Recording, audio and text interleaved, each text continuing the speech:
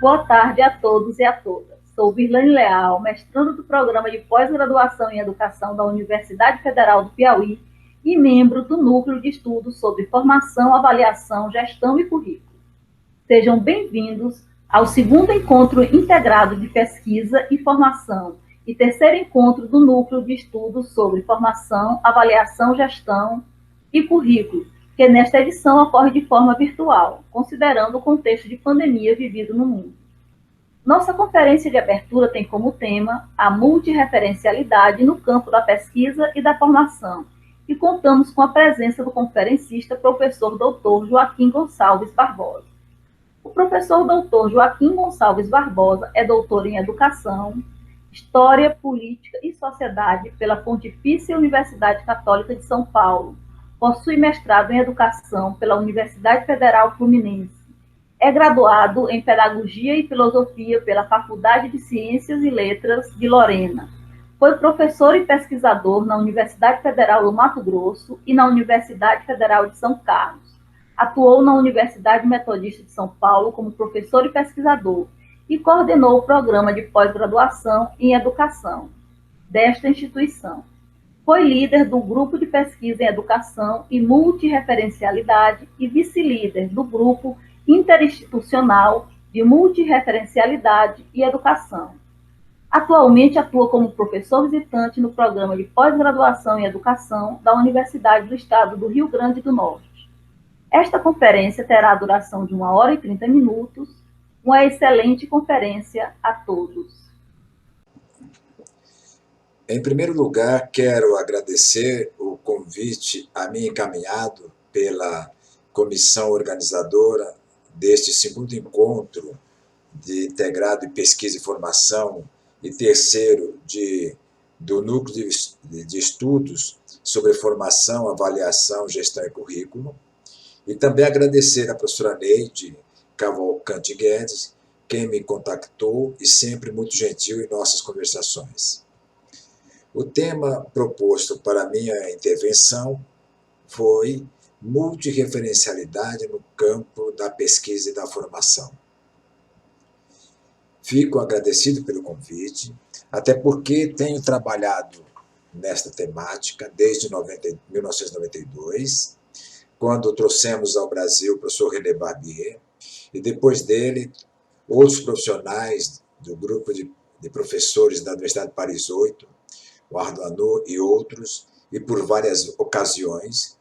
E foi a partir desse contato com profissionais e também com pesquisadores brasileiros que lá estiveram fazendo o seu mestrado, doutorado ou pós-doutoramento, e desse grupo, 2 deles acabamos formando uma parceria muito grande e muito produtiva, que é com o professor Roberto Sidney Macedo e o professor Sérgio da Costa Borba, a quem eu conheci na época da minha atuação na Universidade Federal do Mato Grosso.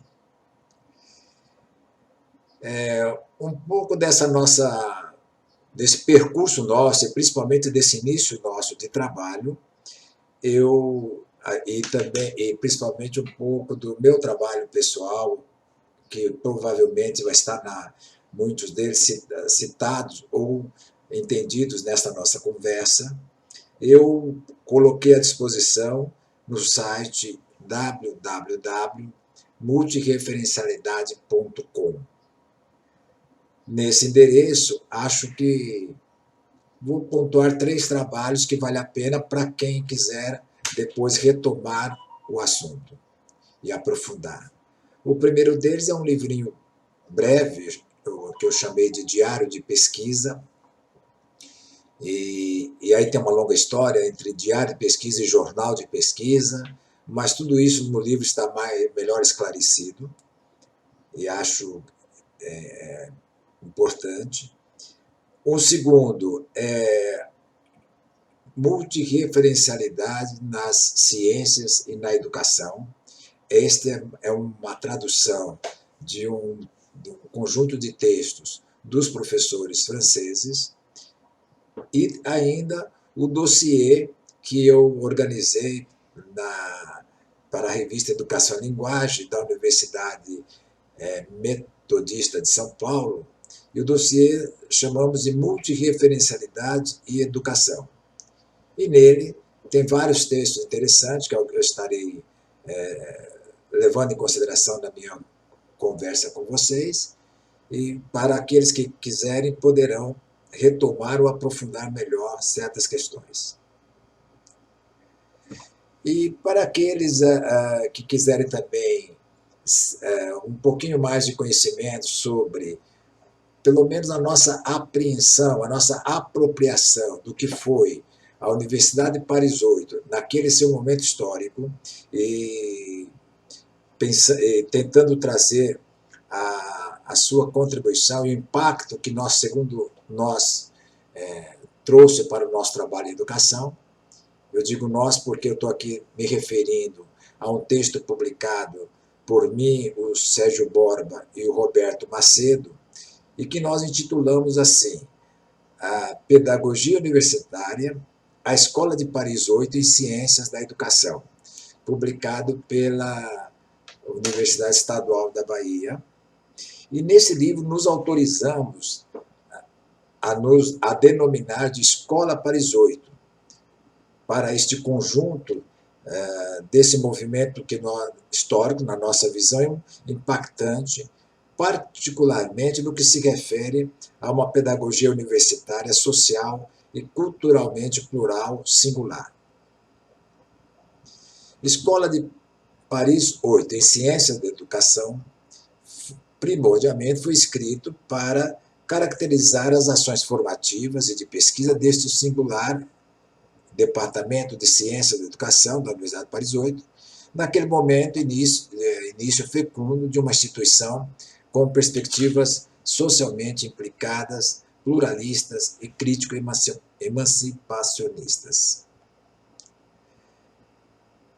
Decorridos esses quase 30 anos, e depois de trabalhos publicados, alunos orientandos, formados, e mestrandos ou doutorandos, enfim, eu tenho tido prazer e a certa persistência quanto a uma compreensão e apropriação do que podemos entender por abordagem multirreferencial, suas implicações e contribuições para nós que atuamos no campo da educação. Sinto-me também feliz por participar de um debate em torno de questões a mim caras, quais sejam a pesquisa, a formação, e atualmente tenho procurado me ater também à gestão escolar, ao diretor escolar, sempre atento e me indagando qual a contribuição que a abordagem multirreferencial pode oferecer para enriquecer e proporcionar entendimentos e encaminhamentos outros, para além de construtos teóricos e métodos já consagrados. Sobre a temática do diretor escolar, recentemente eu tive a oportunidade de publicar um artigo chamado Gestão Educacional Multirreferencial, como parte de um dossiê denominado Praxis e Abordagens de Gestão Escolar, Práticas Inclusivas, Plurais e Complexas, na revista La Plage, o número 5 de dezembro último, da Universidade Federal de São Carlos, campus Sorocaba. E naquele artigo, naquela reflexão, a indagação era esta mesmo: quais as contribuições que a abordagem multirreferencial pode oferecer para uma gestão da educação, mais propriamente, inclusão do diretor escolar como sujeito criador de sentido.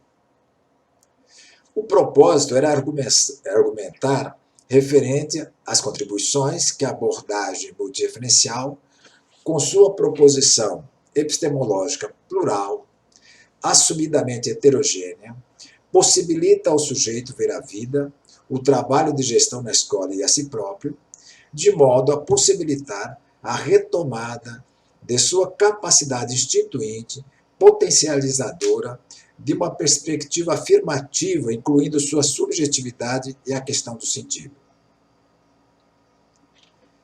Tanto para o diretor escolar, e agora considerando e incluindo as temáticas do nosso interesse, para a pesquisa e a formação e educação, podemos afirmar que há a necessidade de se abrir uma janela, através da qual o educador possa se ver responsável por uma interpretação reflexiva de suas próprias ações, dos encaminhamentos relacionais administrativos, relativos à pesquisa e à formação no interior da escola, cujo objetivo seja a instituição de um clima em que haja lugar, tanto no espaço quanto no tempo organizacional, para a afirmação da perspectiva do sujeito autor, entendido aqui como aquele capaz de interrogar tanto o que lhe é externo, quanto os conteúdos internos, enquanto subjetividade, e assim imprimir sentido ao que se propõe e ao que realiza.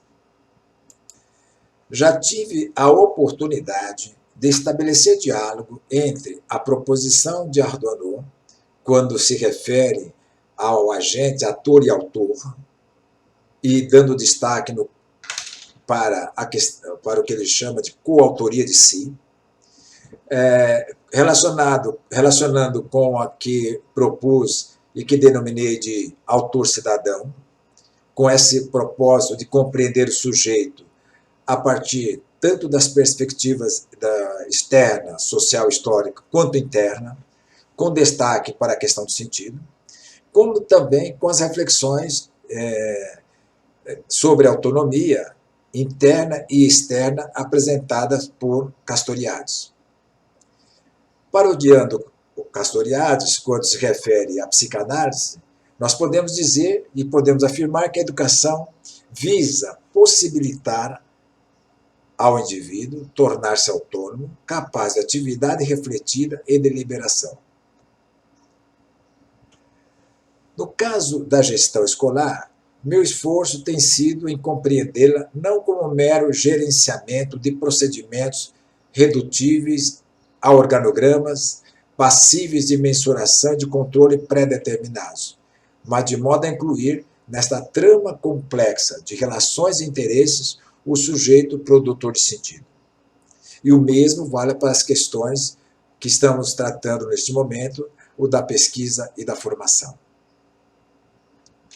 Já tive a oportunidade também de registrar que, ao se fazer uso de perspectivas no plural, para uma interpretação complexa das práticas educacionais e formativas, de certo modo, é assumir a hipótese de que somente a partir de uma postura plural multireferencial podemos exercitar nossa inclusão como sujeitos que interrogam, interpretam e imprimem sentido ao que fazem. Comecemos por nos perguntar o seguinte: o que é abordagem multireferencial? Quais suas principais proposições? Ela é feita a uma determinada área de interesse, ou áreas, como no caso pesquisa e formação, ou trata-se de uma proposição mais ampla, que pode ser direcionada a toda e qualquer questão, de modo particular, se pretendemos a leitura de uma prática educativa com um mínimo de rigor. E de que rigor estaríamos falando? Para nos aproximarmos destas e outras questões correlatas, penso que podemos refletir a partir de uma premissa quanto à nossa compreensão sobre a escola e outros dois pontos. Um, sobre o sentido deste olhar multireferencial plural, e um outro sobre essa comunicação entre a abordagem multireferencial e o pensamento complexo de Edgar Morin. Eu vou fazer uma breve citação do que coloca Jacques Ardoino. Para ele, o estabelecimento escolar é um lugar de vida, uma comunidade que reúne um conjunto de pessoas e de grupos em interação recíproca. As relações que o vivido coletivo tece no decorrer das situações sucessivas estão inscritas numa duração, carregadas de história, e se encontram, mesmo assim, determinadas mais pela dinâmica das pulsões inconscientes e da vida afetiva, pela ação dos fenômenos transferenciais e contratransferenciais, do que pela lógica de um sistema que pretende dividir funções e estabelecer tarefas para bem conduzir missões. Para mim, é importante tal compreensão da escola enquanto lugar onde a vida acontece e grupo de pessoas se interagem e se comunicam numa temporalidade.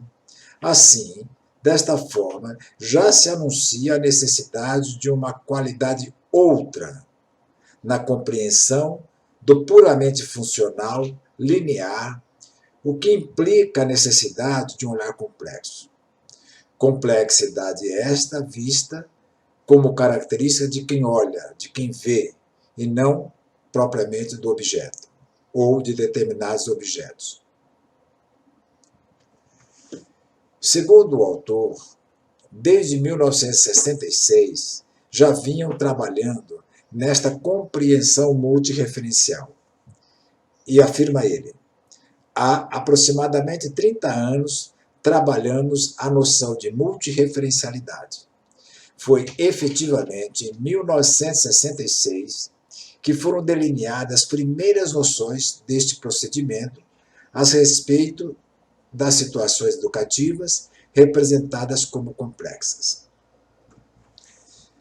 Pelanda, em seu livro Psicanálise Hoje, Uma Revolução do Olhar, refere-se a esta revolução do olhar ao assumir a contribuição da psicanálise como componente importante na refundação do modo de se fazer ciência e produzir conhecimento.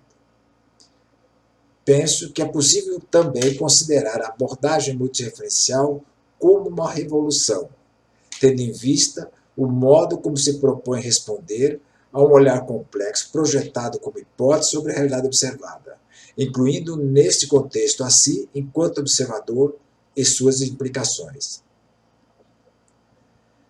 A abordagem multireferencial, assumidamente uma proposição epistemológica e não metodológica, se apresenta como uma revolução para se pensar em praxis, emancipação, criação, experimentação da capacidade instituinte nas filigranas do cotidiano, onde se constitui todo e qualquer sujeito.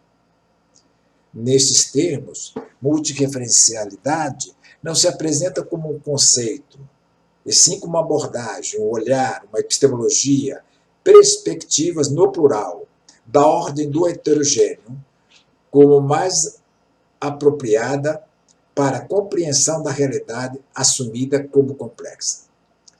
Defendo como necessidade de nos educarmos para o olhar plural multireferencial, para a inclusão do outro, não somente como ideia ou como inimigo a ser abatido, mas alguém para ser diferenciado, para se exercitar esta diferenciação.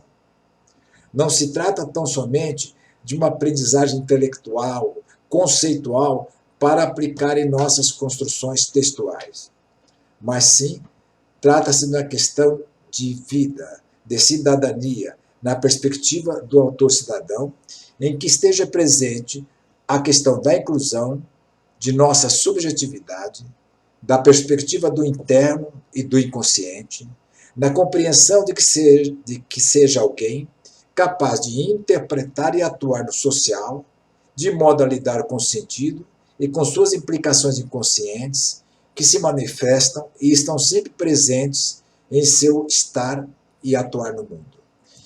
Vamos para o primeiro ponto, o plural multireferencial. Em 2004, quando da organização daquele dossiê que eu já fiz referência, multireferencialidade e educação, a minha preocupação naquele momento era como que de forma introdutória, mas de modo direto, eu pudesse apresentar um entendimento tal que conseguisse prender a atenção do leitor para o que seria apresentado no conjunto do trabalho. O caminho assumido por mim, na ocasião, foi me centrar na ideia de heterogeneidade, já que a questão do outro se apresenta, em meu entendimento, como fundante da proposição plural. Assim denominei aquelas anotações introdutórias de o pensamento plural e a instituição do outro, pois a ideia de heterogeneidade traz em seu desdobramento a compreensão de alteridade, alteração, implicação, autorização, negatricidade, além de outras, como a de tempo no sentido do vivido. Vale a pena, vamos ouvir o que o autor diz sobre heterogeneidade. Para ele, a experiência mais extrema, às vezes a mais cruel, mas provavelmente também a mais enriquecedora que podemos ter de heterogeneidade, é a que nos é imposta através do encontro com o outro, enquanto limite de nosso desejo, de nosso poder e de nossa ambição de domínio. Sempre gosto de lembrar da presença do Francis Zambert, que esteve lá conosco em São Paulo, para uma conferência, trabalhar conosco, e numa noite, numa reunião com um grupo de alunos, estudantes e professores, depois de demoradas explanações, lembrando sua longa experiência de produção escrita, etc., isso em diferentes momentos, e dizendo, quase que pensando alto, ele deixa escapar que para ele, na vida, aspas, a coisa mais importante é esta separação do outro. Eu diria esta diferenciação do outro. Já que nascemos ligados umbilicalmente a um outro que nos recebe, físico e social, já que a mãe, de acordo com Castoriadis, é delegada junto ao bebê, ao mesmo tempo da sociedade existente e de 3 milhões de anos de hominização, mantendo-nos nessa direção do que estamos entendendo por autonomia ou autoria no social ou coautoria de si, temos pela frente uma vida inteira para o exercício desta diferenciação do outro, e assim imprimir sentido ao percurso que percorremos, enquanto percorremos. Enfim, imprimir singularidade e heterogeneidade em relação ao outro. Nesta direção é que o Jacques Ardanot vai abordar a questão do autor para ele, para além da ideia de agente e de ator. Mas, ao mesmo tempo, para não se cair nessa autoria ensimesmada, o que podemos considerar, segundo ele, é esta coautoria de nós mesmos.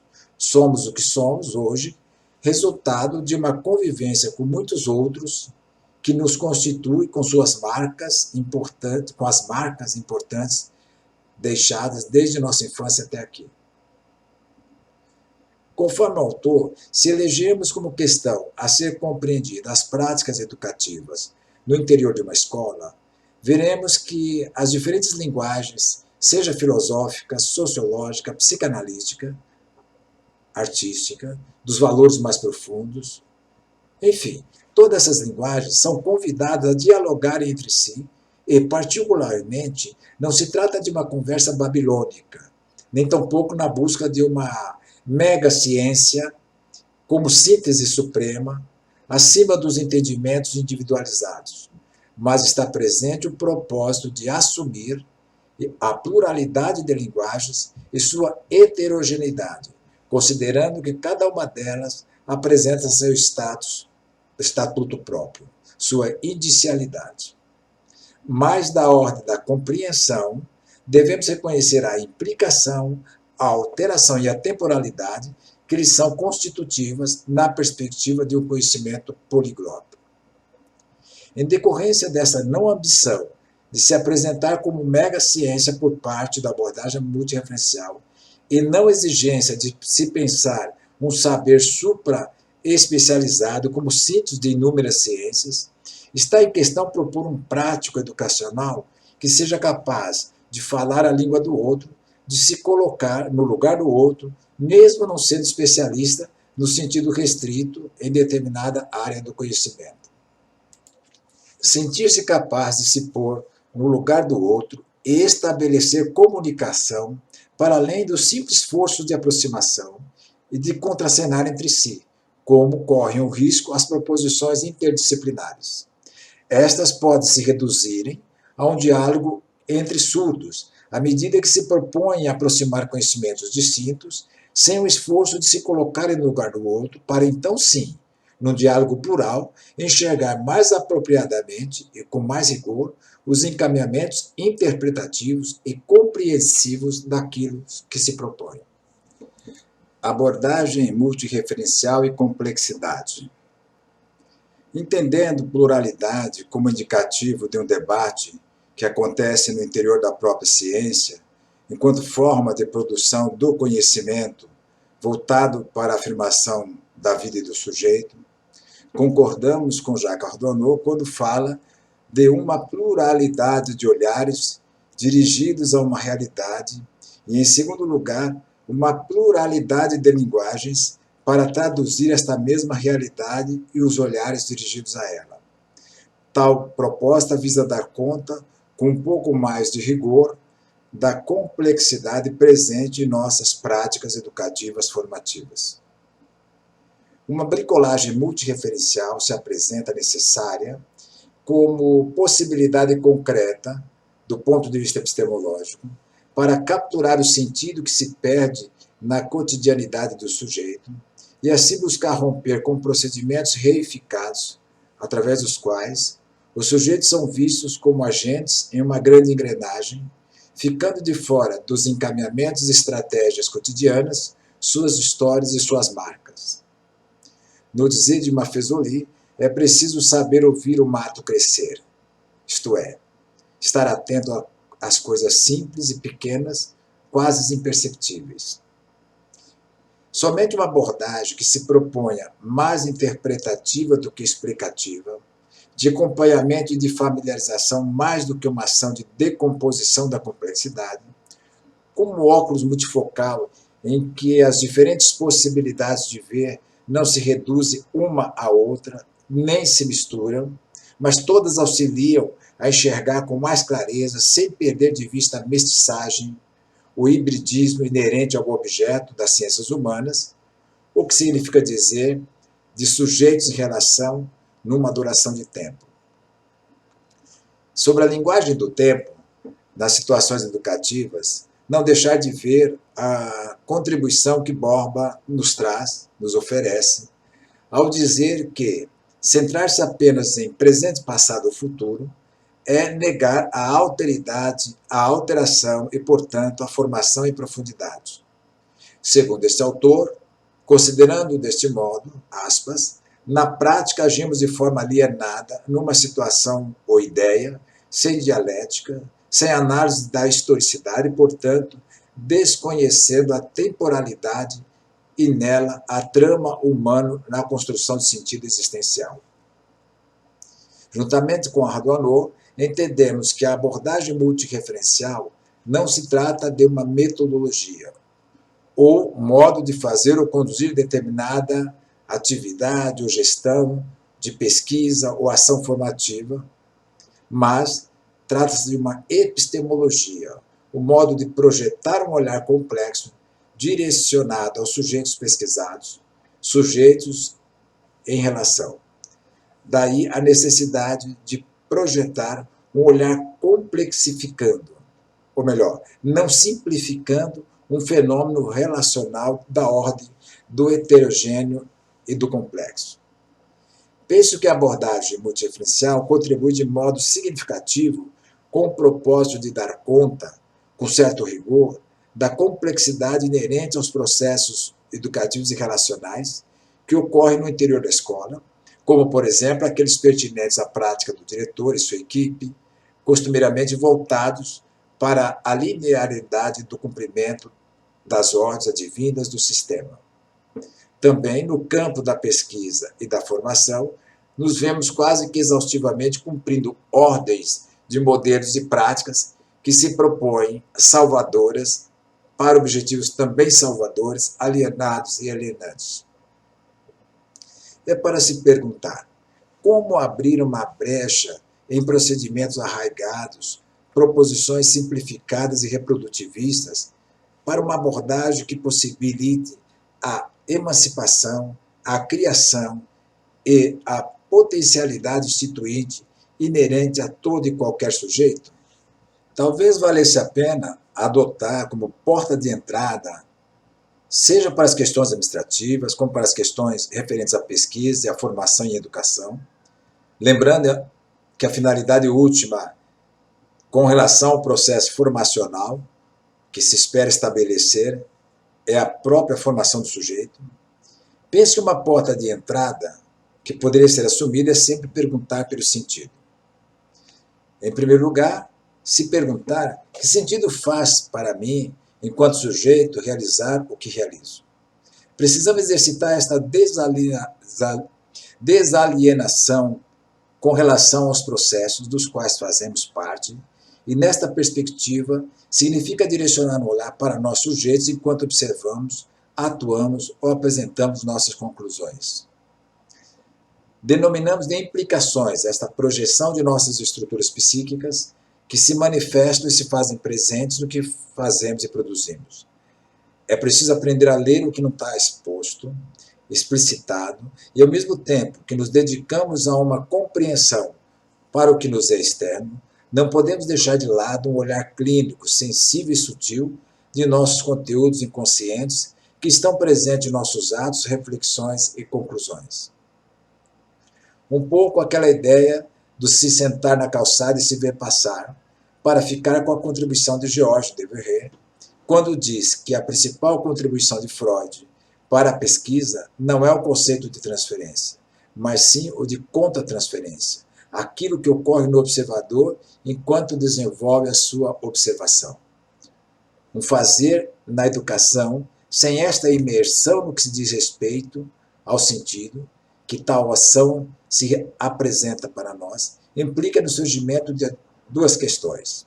Uma delas, se não damos conta das implicações de nosso envolvimento com o que fazemos, se não nos indagamos continuamente quanto ao sentido do que fazemos, grande a possibilidade que tais ações não provoquem em nossos educandos o movimento para dentro de apreender, de aprender a ler e interpretar as dobras internas para que lidem com o rebatimento interno daquilo que fazem e, portanto, procurem encontrar sentido para si enquanto fazem o que fazem. Segunda, assim como nos apresentamos alienados ao que fazemos, certamente proporcionamos relações formadoras alienantes aos nossos formandos.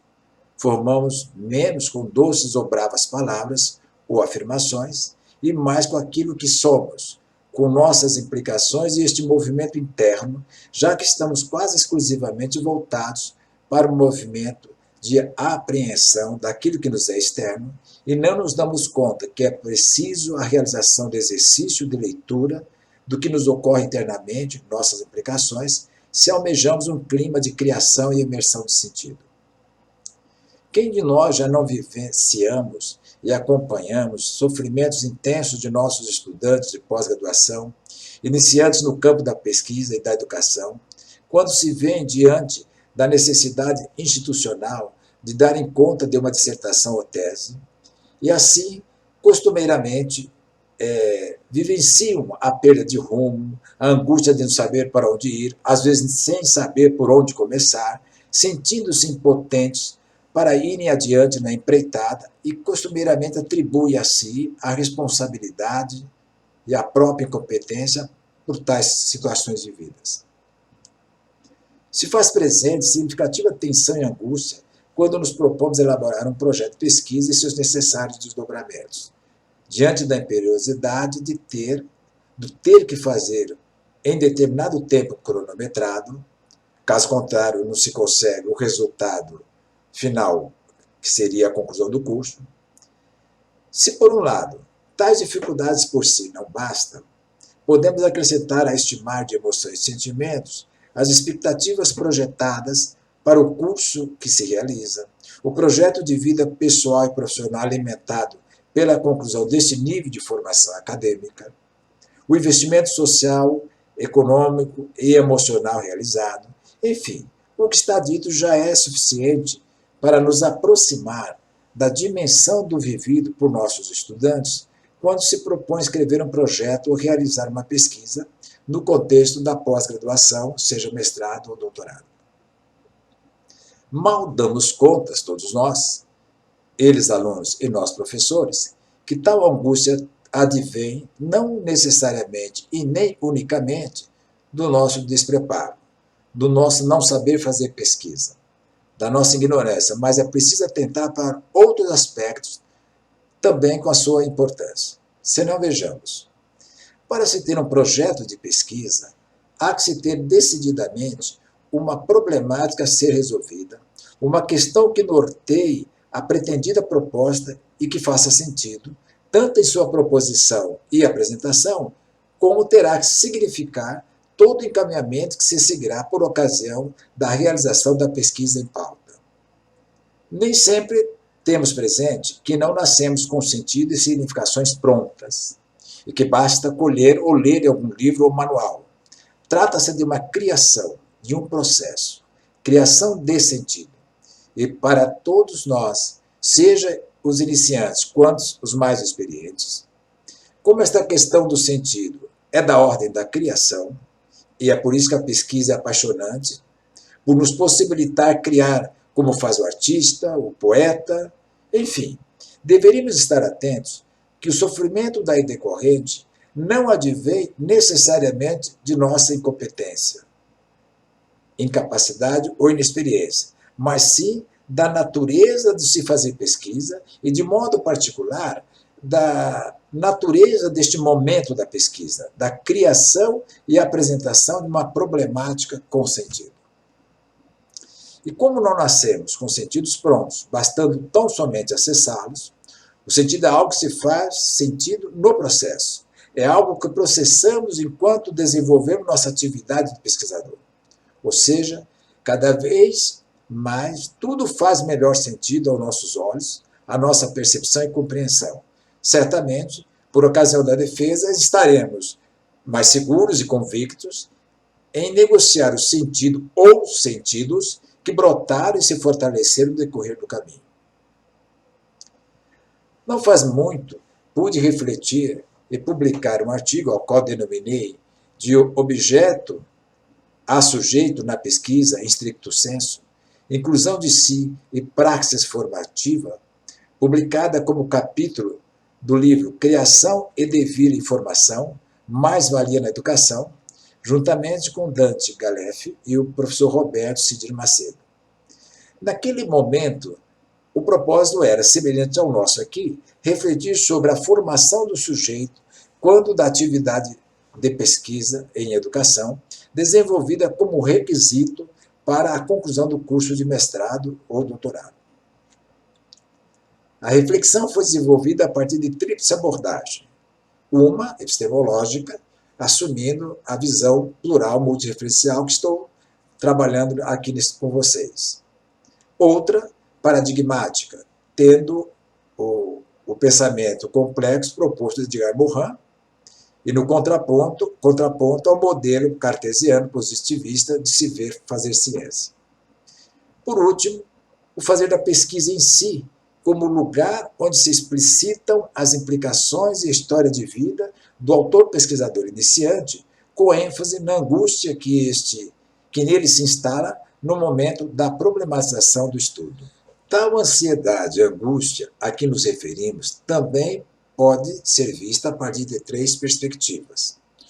Existencial, considerando o envolvimento emocional e psicoafetivo dos sujeitos participantes. B. Crise de poder que emerge do conflito de interesses e desejos que afloram no decorrer do processo por parte dos envolvidos, orientador e orientando. C. Uma crise teórica, resultando do confronto entre os paradigmas dominantes de se fazer pesquisas e os emergentes que, de uma forma mais ou menos trabalhados, os orientandos apresentam. Por último, a ideia de separação ou diferenciação, analisada a partir também de tríplice vertente: orientando e orientador, orientando e autores estudados, orientando e objeto de pesquisa. Certamente, Esta é a principal tarefa de quem dirige o processo, no caso, o orientador. Interferir para viabilizar ao aprendiz a alteração da condição de objeto para a de sujeito perante o pesquisado. Sobre o diário de pesquisa. Tenho me aprofundado na compreensão e prática do que denominei diário de pesquisa ou jornal de pesquisa como um recurso para exercício da cidadania na perspectiva da autoria, de um modo menos alienante de se viver os processos relacionais e informacionais e apreender o sentido do que realizamos referente ao desejo à própria subjetividade. Tal exercício de escrita, a partir da perspectiva do vivido, torna-se importante, no mínimo, por duas razões. Primeira, como registro das próprias vivências no momento que ocorrem. Segunda, como forma de se ver de fora, na medida que se oportuniza a releitura, o reencontro com alguém que já não é o mesmo de quando escreveu. O diário de pesquisa é um auxílio para se aproximar de si mesma, na perspectiva do contato com os conteúdos mais internos, seja da ordem da escuta, da própria subjetividade do sentido, seja do próprio inconsciente e estruturas psíquicas. Costumo dizer que eu sou eu e minhas marcas. Está presente, assim, a questão dos andames, o que significa dizer que, no processo existencial de formação em profundidade, há que se considerar tudo o que formalmente desprezamos para nos apresentar no social enquanto seres perfeitos e acabados. Significa nos perguntar pelo que podemos, de fato, fazer em relação ao vivido e a um projeto que inclua nossa existencialidade. Há que se instituir um lugar de aprendiz, de um não saber, que nos desestabiliza devido ao paradigma da cobrança, mas que podemos ressignificar para a instituição de um lugar em que possamos sentir e atuar na perspectiva da singularidade, da historicidade e da materialidade de nosso existir. Dar voz e atentar para o processo, para o que ocorre no caminho, é a atitude significativa por excelência à nossa formação como sujeito. O diário de pesquisa é mais uma compreensão do que um modelo de se fazer diário. Cada qual poderá dar um nome para a temática abordada em seu diário como desejar. O importante é que se mantenha o entendimento do que seja diário de pesquisa como aquele que estamos apresentando. A. Trata-se de uma escrita livre e espontânea na perspectiva do diário, como nós entendemos. B. Ao mesmo tempo, trata-se de uma escrita a ser publicada, dialogada, confrontada com outros, na perspectiva do público, do diário público, do jornal público, como conhecemos. Trata-se do registro das vivências no momento em que elas ocorrem. Modo de se ver de fora, releitura e reencontro com alguém que já não é o mesmo de quando escreveu. Outra, difere de outros tipos de diário por não se tratar tão somente do registro descritivo de determinado acontecimento, mas principalmente por possibilitar lidar e nomear o que ocorre, tanto externa quanto internamente, e suas significações. Outra anotação, para facilitar sua organização e uso posterior, é interessante que se faça um diário para cada temática, e não um único diário para todos os temas. Por exemplo, o diário de pesquisa, o diário de docência, o diário do gestor, como tenho feito com alguns diretores aqui em Mossoró, o diário da maternidade, o diário das próprias vivências pessoais e outros. Trata-se de uma experiência ímpar de existencialidade, pois se materializa através da escrita do vivido, particularmente no sentido da tensão e conflito decorrente do confronto entre o tempo do cronômetro instituído para todos os papéis que desempenhamos e o tempo interno, do subjetivo, da ordem de nossa interioridade. Trata-se de uma experiência e de uma escuta da própria singularidade, uma experiência pedagógica para conosco mesmos, que neste momento de complexidade interna que a conjuntura atual nos impõe, ou seja, em tempos de Covid-19, temos que reaprender cotidianamente um modo mais apropriado, desalienante de se postar no mundo e consigo mesmo. Enfim, uma exigência de aprendizagem existencial. A ideia de autor cidadão ajuda a aprender tal situação complexa, que é dar conta do sujeito, que deve ser visto não só em sua atuação no social, mas também na perspectiva do interno, incluindo os sentimentos, a imaginação, a psique, enfim, a subjetividade. E por subjetividade estamos compreendendo, acima de tudo, a questão do sentido e também do projeto, como propõe Castoriadis. Para ele, sujeito é aquele que essencialmente faz perguntas e se questiona, tanto no plano teórico quanto no prático. E subjetividade é a capacidade de receber sentido, de fazer algo com ele e de produzir sentido, dar sentido, fazer com que cada vez seja um sentido novo. Por estas razões, minha premissa para fio condutor dessa nossa conversa, a escola como lugar de vida, uma comunidade que se reúne, um conjunto de pessoas e de grupos em interação recíproca, de interesses diversos até opostos, que desse modo impõe a necessidade de uma abertura para a negociação o tempo todo, de um modo particular, negociação de sentido. Tal imperiosidade se apresenta quando assumimos a escola como locus, onde os sujeitos envolvidos exercitam a condição de sujeitos por meio das relações estabelecidas. O enfoque principal do Diário Pesquisa, como tenho trabalhado, refere-se à perspectiva da formação quanto ao sentido por parte do sujeito e da formação do pesquisador, por achar que não seja possível pensar tais atividades como acontecimento formacional, como quer o professor Roberto Macedo, sem trabalhar as inquietudes, a atitude de busca e de revisão de seus próprios conceitos e angústias em se criar sentido para algo que ainda não se sabe. Daí minha opção para, como um nome abrangente, eleger por Diário de Pesquisa.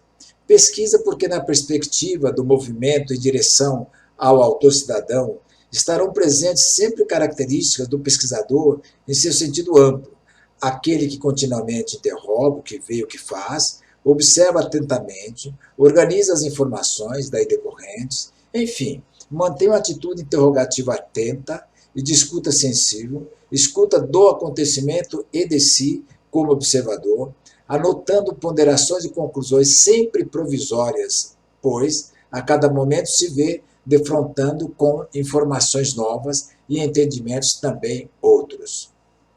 É possível dizer que o modelo de se fazer ciência e produzir conhecimento que marcou a sociedade do século XX e ainda apresenta fortemente suas marcas, tem se caracterizado por uma visão matematizante, destacando, por um lado, a relevância da mensuração dos fenômenos e a linguagem matemática como condição para ser reconhecido como ciência, e, por outro, a separação do sujeito observador do objeto observado. Como decorrência, duas consequências principais. A. Uma rigidez quanto ao método imposto para se apropriar da realidade pesquisada, e B. Reconhecimento de que a subjetividade do observador interfere negativamente no processo de produção do conhecimento. A prática do jornal de pesquisa se insere numa outra perspectiva de se entender e fazer ciência. Esta perspectiva, outra, à qual me refiro, se caracteriza por se posicionar em lado oposto se considerarmos as duas características acima mencionadas, o da linguagem matemática e o isolamento do sujeito que observa. Nesta outra perspectiva, entram em cena a pesquisa qualitativa, a postura hermenêutica e interpretativa, e incorpora a presença do observador com todas as suas implicações, apresentando como resultado um conhecimento não objetivo no sentido matemático, mas híbrido, mestiço, resultante da mistura entre razão e subjetividade do observador. O diário de pesquisa pode ser visto como uma instituição a serviço do pedagógico, do formativo, enfim, da possibilidade de poros por onde o estudante aprendiz de pesquisador possa respirar como sujeito e autor de um processo para o qual deve imprimir sentido ao que faz. Sobre a questão da produção de sentido, não podemos perder a oportunidade de destacar o caráter de reflexividade presente neste processo, pois, se por um lado somos sujeitos humanos que significamos o que fazemos e produzimos, por outro, não nascemos prontos, dispondo de todos os sentidos e significados possíveis a serem vivenciados no decorrer da vida. Aprendemos a significar significando. Esta é a questão central com a qual a escola apresenta dificuldade de lidar. A forma como ela lida com a avaliação, a partir do modelo certo ou errado, e matematicamente contábil, por exemplo, inviabiliza esse processo de produção de sentido ao qual estamos nos referindo. Nossa ideia de diário de pesquisa não é usá-lo como recurso para esconder nossas implicações, aquilo que não queremos que os outros vejam, aquelas manifestações psíquicas que vulcanizam dentro de nós e fomos formados a guardar em nosso porão. Pelo contrário, a questão aqui posta é, através do diário de pesquisa, aprender a lidar, a expor, a desdobrar, a jogar com nossas implicações, para que o que produzimos seja extensão nossa e vice-versa, para que tenha sentido.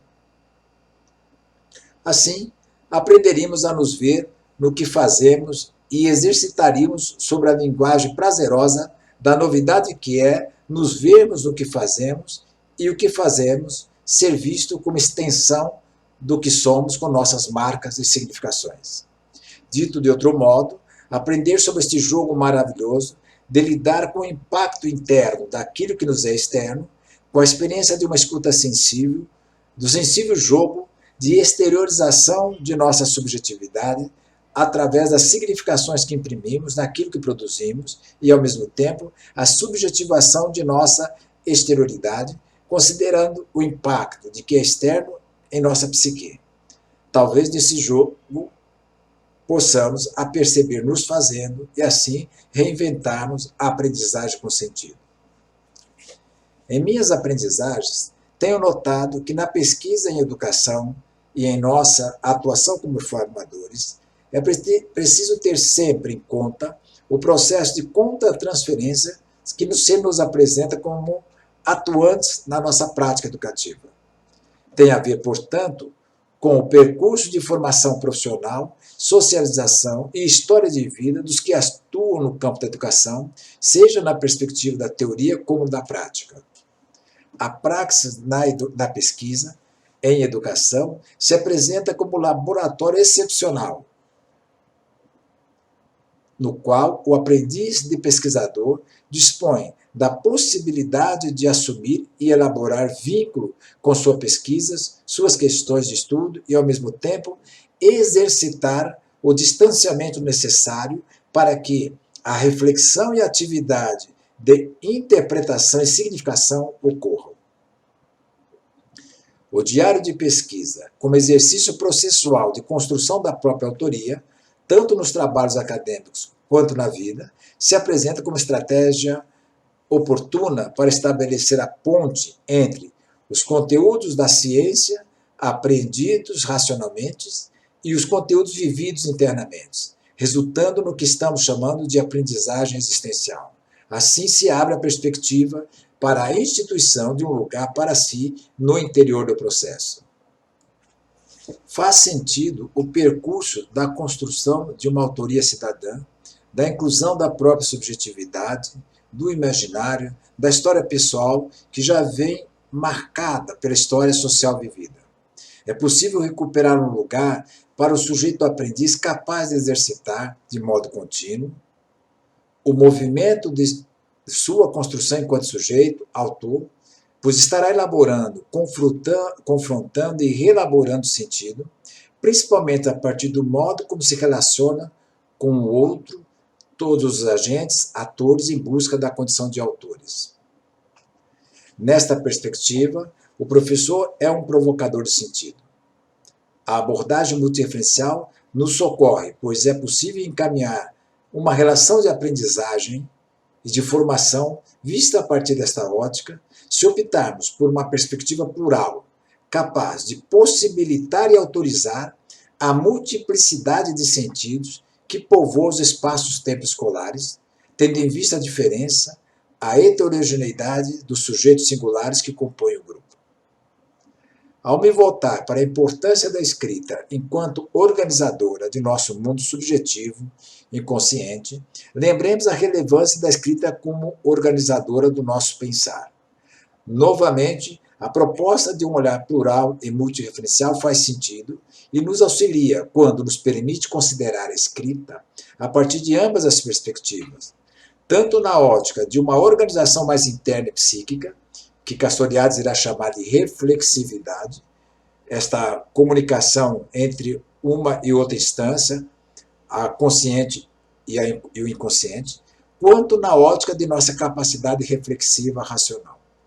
Vale a pena lembrar também aqui o trabalho de Maíra Ribeiro, que na sua tese de doutorado, ela trabalhou essa ideia do autor cidadão, mas recriando o que ela chamou de ciberautor cidadão, situando esse debate no contexto da cibercultura, tão necessário para se pensar em alternativas criativas referentes à formação e à pesquisa, particularmente nos dias atuais, pressionados que estamos pelas demandas que nos são impostas pelo Covid-19.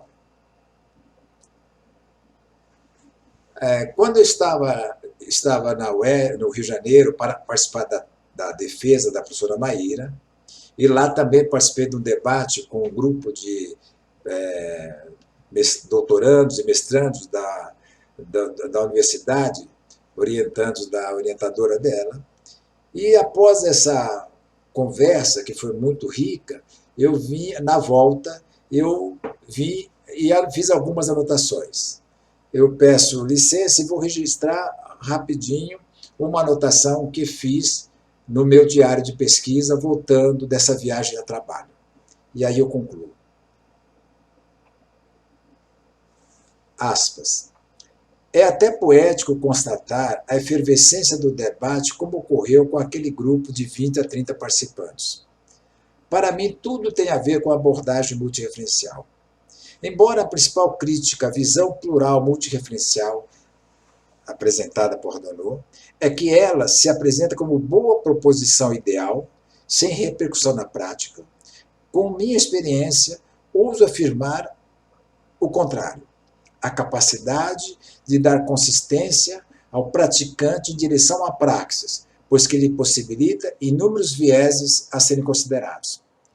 Claro que para uma atuação com um grupo, como mencionado acima, além das perspectivas apontadas, devem ser anotadas outras, como a sociológica, para uma interrogação do grupo que ali se encontra, cultural, para não perder de vista o cenário cultural seja mais amplo da sociedade a que os participantes pertencem, quanto da cultura institucional, para ter presente os jogos de interesses, de poder e de egos que interagem e se manifestam, e ainda, eu diria, uma antropológica, etnometodológica, para não perder de vista a singularidade dos indivíduos e do próprio grupo.